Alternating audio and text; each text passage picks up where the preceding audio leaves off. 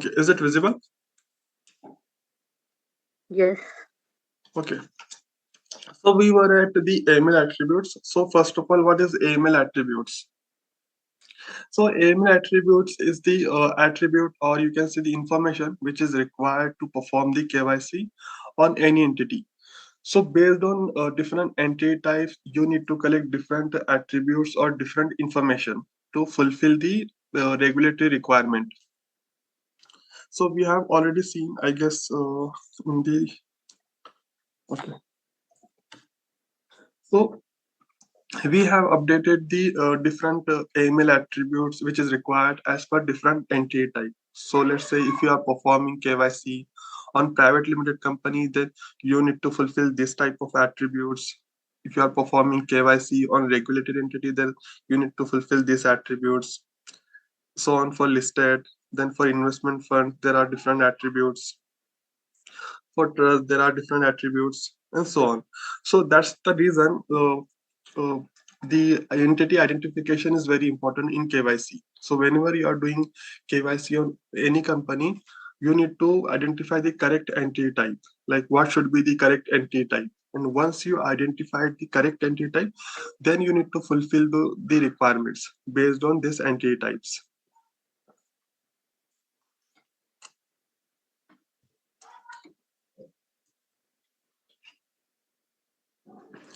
And this AML attributes divided into multiple categories. First one is customer due diligence. So in this customer due diligence, you need to collect the information from public sources, paid sources, or if information is not available, then you need to reach out to the sales team to collect or to fulfill those attributes. Let's say you're doing KYC on ABC Limited company, and you are not able to find the company registry for that entity. For XYZ reason, you are not able to find the company registry. In that case, you need to reach out to the sales team to ask for the certificate of incorporation or any constitutional documents. Same for nature of business. If you are doing KYC on any entity, and you are not able to find the nature of business, then you need to reach out to the sales team. So all those attributes comes under this one, this CDD part, customer due diligence. Okay. In this, we just verify the customer's identity. Let's say if you are doing KYC on any private individual, then you need to verify the government IDs like proof of ID and then proof of address. And then comes the geographic risk assessment. So in the risk assessment, it evaluates the customer's risk rating, the overall risk rating. So what happens in KYC based on the based on the different risk rating, the requirement changes. So we have already seen in this the first session. Let me show you again. So in KYC, the different companies divided into multiple risk rating. So first one is low risk, then we have medium risk, then we have high risk.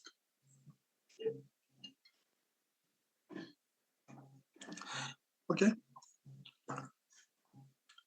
So that's how you assess the risk rating of the any client. So you don't need to assign any risk rating to any client. The KYC tool auto calculates the risk rating. This is the KYC tool where you will be doing KYC on this tool in multiple investment banks. You might see some different flow or different UI of the KYC tool, but the attributes and the tabs will remain same. So in the risk assessment tab, you will have the risk assessment, different factors of the risk assessment, like the country risk, entity type risk. Then you will have business industry risk. Then you will have the PEP risk and sanction, then negative risk. Any doubt in this?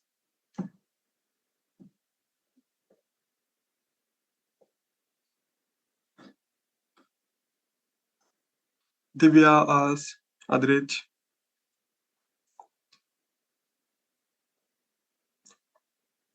So whenever you are updating the details in different tabs, once you update all the details like legal existence, address, or business industry, then the risk assessment auto calculate the risk rating of the client. So if your entity is doing business in Afghanistan, and once you update the Afghanistan in the address part, then it will auto calculate the country risk as high. Same goes with entity type. Once you select the entity type, it auto calculates the risk rating of the entity type, and then overall risk rating of the entity. Any doubt in this, in risk assessment? Yes, no. No. Okay. So in the AML, it's not just the geographic risk assessment. It is the overall risk rating of the entity, and uh, it is the overall risk rating of the entity decides based on the different factors. One of them is geographic risk, and others we have already seen. One is geographic risk, then entity type risk, the business industry risk, which is related to nature of business, then PEP risk, sanction risk, negative media risk. So in interview, the interview may ask you what are the risk factors of the entity. So Uh, yes, Excuse me, all these tabs that are mentioned there, from country risk to due diligence level, these are auto-filled by the tool, or we need to fill this in the tool? no, you need to fill this tabs: legal existence, then identification of Yes. address, nature of business, and Okay. when you update all this detail, the risk assessment calculates whatever information you have updated in the tool. Yeah. Okay. Okay. So in interview, the interview may ask you what are the risk factors. So you should say the risk factors depends on the country risk, entity type risk, business risk, PEP, sanction, and negative media. All these are the risk factors. And if you identify any of this as a high risk, then the overall risk rating of the client will be high only. So let me show you one example. So in entity type, the charities are considered as a high risk and trusts are also considered as high risk. So if you are doing KYC on charities, so once you select the charities and if you go to the risk assessment tab, the entity type risk will be show as a high. And whenever you update all these details, the final risk rating will also be high based on all these factors.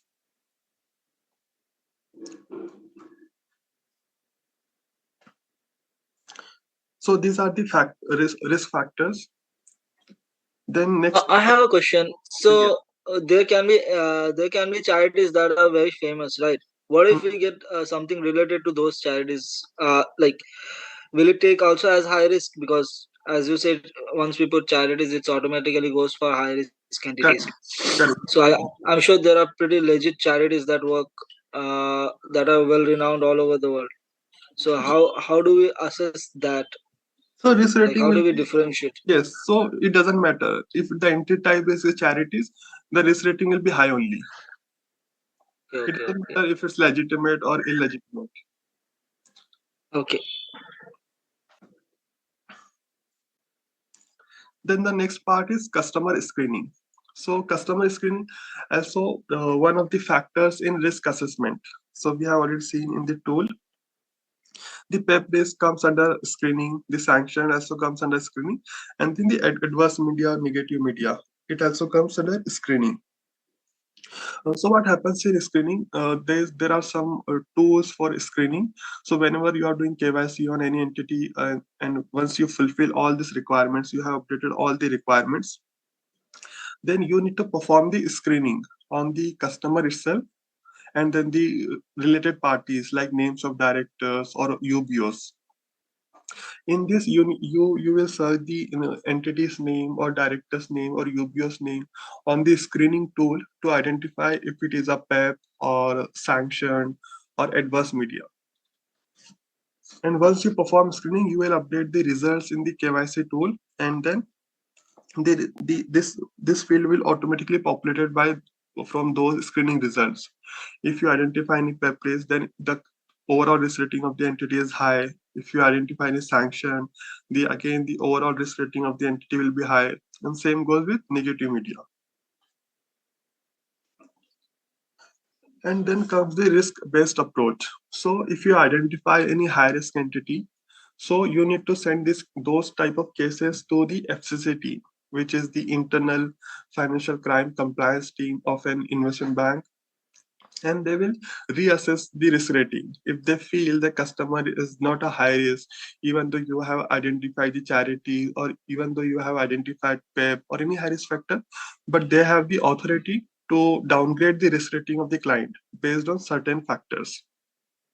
So whenever you are doing KYC and you have updated all this detail, you identified the high risk before submitting the case, this case will go to the FCC team, and then FCC team will review all this information, whatever you have updated in the KYC tool, and they will reassess the risk rating. If they feel it should be medium risk, then they will downgrade the risk rating. If they feel the customer is high risk, then they will keep high risk rating. So whenever you are encountering a high risk case, you don't submit the case directly in the KYC tool. First, the case will go to the FCC team, and they will approve the risk rating. So that's how the KYC works, the end-to-end KYC. First, you will gather all the information, then the tool will assess the risk rating, then you will perform the screening. And if you identified any high risk, the case will go to FCC. If you don't identify any high risk, then you will submit the case in tool. If you identify any low risk or medium risk, then you can submit the case. Okay.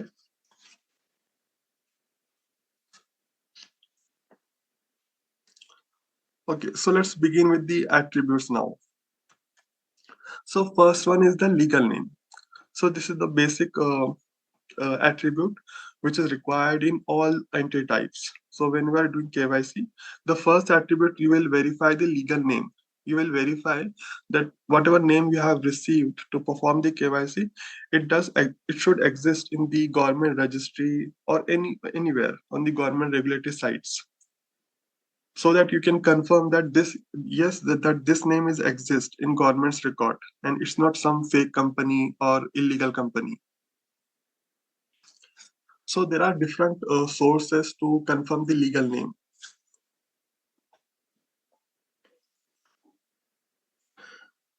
Let me show you.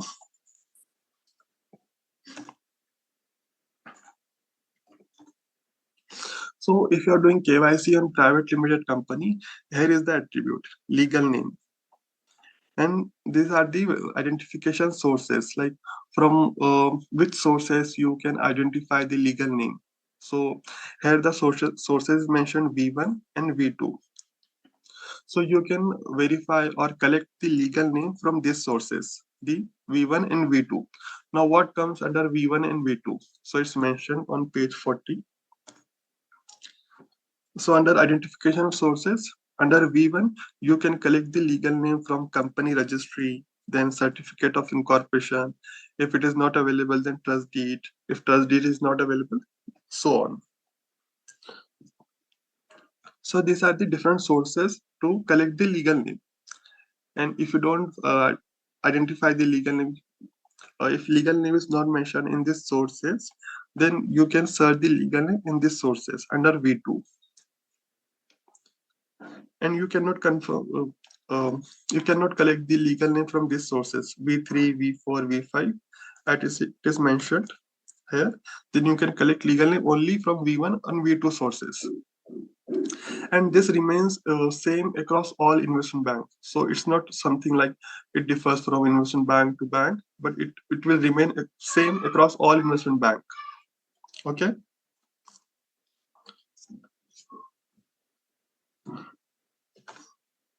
Now we will show you one example of the legal name. So let's say you are doing KYC on Barclays Asset Management Limited, and the country of incorporation is United Kingdom.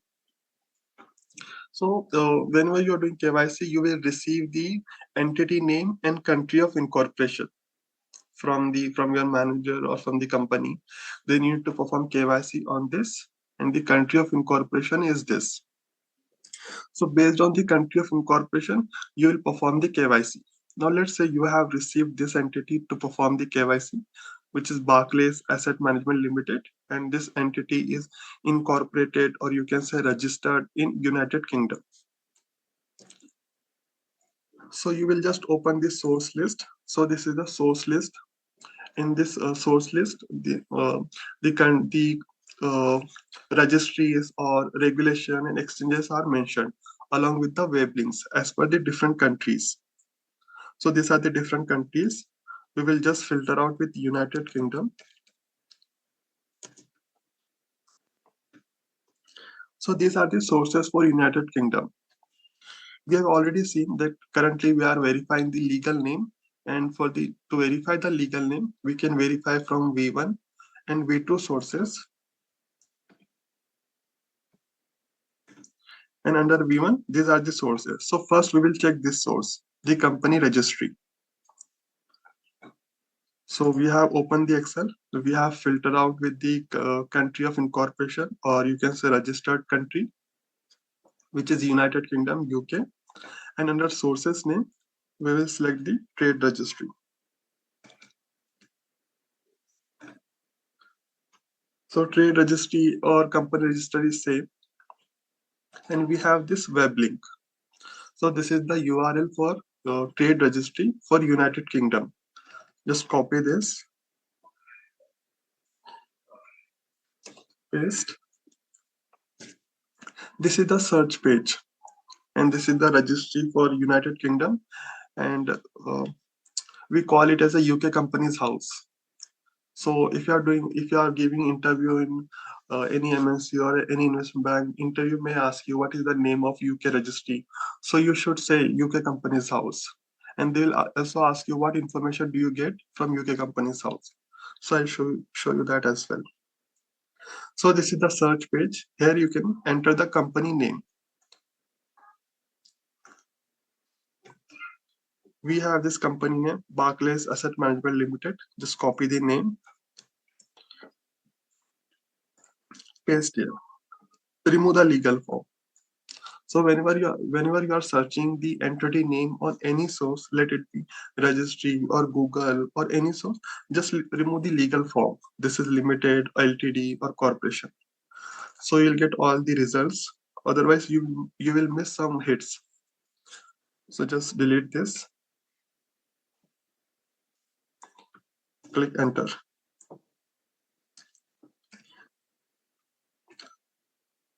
So this is our name, Barclays Asset Management Limited.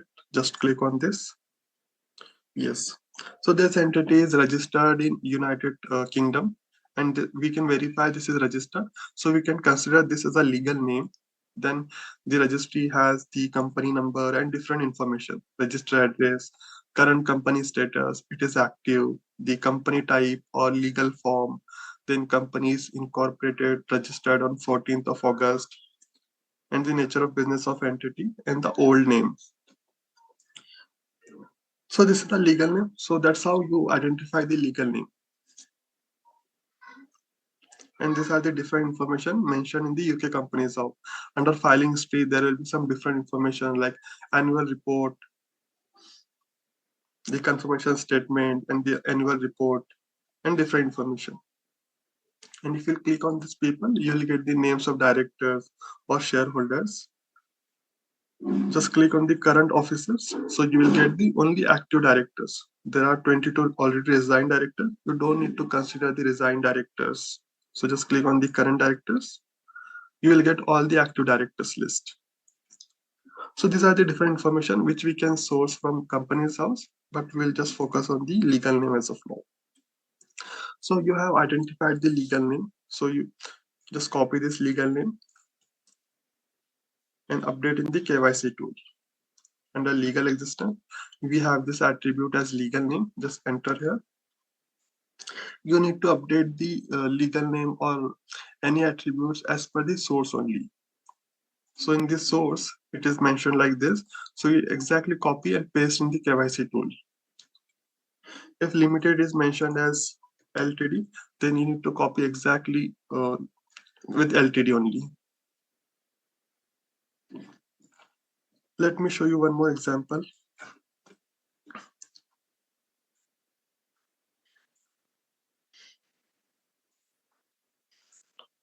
Let's search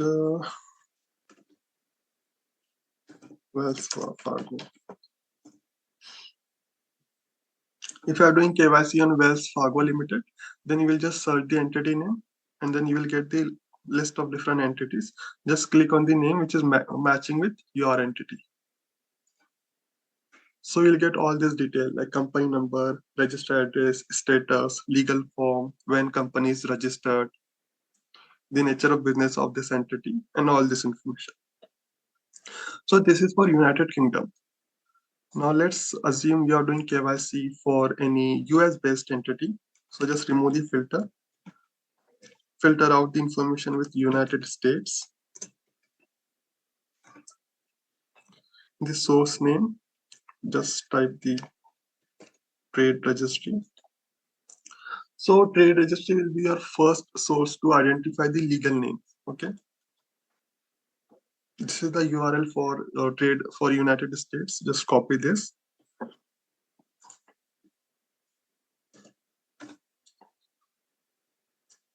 So different countries will have different URLs for registries. So we have seen for United Kingdom, it is UK Companies House, and for United States, these are the different links of the registries. So in UK, we have only one registry, but in United States, the registries are divided as per the state. So different state have the different registry link. So Alabama has this link, then Alaska, Arizona. Let's search on the Delaware state. So Delaware is one of the most famous, or you can say 80% or 70% companies are registered in this Delaware states. Just click on the entity search. So you will get the search page of Delaware state, which is the registry. So this is the search page. You need to enter the entity name here. Just enter the Barclays and then click on search. You will get the list of different companies and you can click on the company on which you are doing KYC. Let's assume you are doing KYC for Barclays Bank PLC. Just click on this. So in Delaware state, you will get only this information. This is the legal name, Barclays Bank PLC, then the company number, which is file number, then incorporation date when entity is registered, then entity type, or you can say the legal form, which is corporation, and then other information like registered address and other. But in UK Companies House, we get a lot of information. So these are the basic, but under filing history, you get some filing documents like annual report or ownership or the certificate of incorporation or MOA, AOA. You also get the names of directors and also the list of shareholders.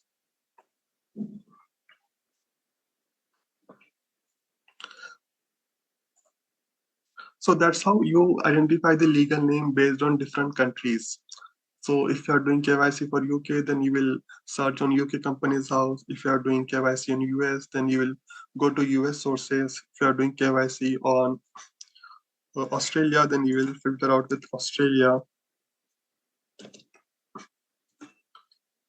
Okay. So these are the different sources for registry.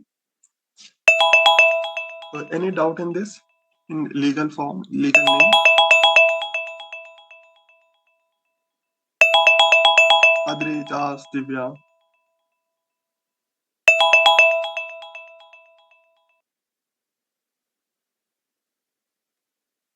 No, sir. Okay. If you have any doubt, then please ask. No doubt. Okay. Perfect. So we have covered this legal name.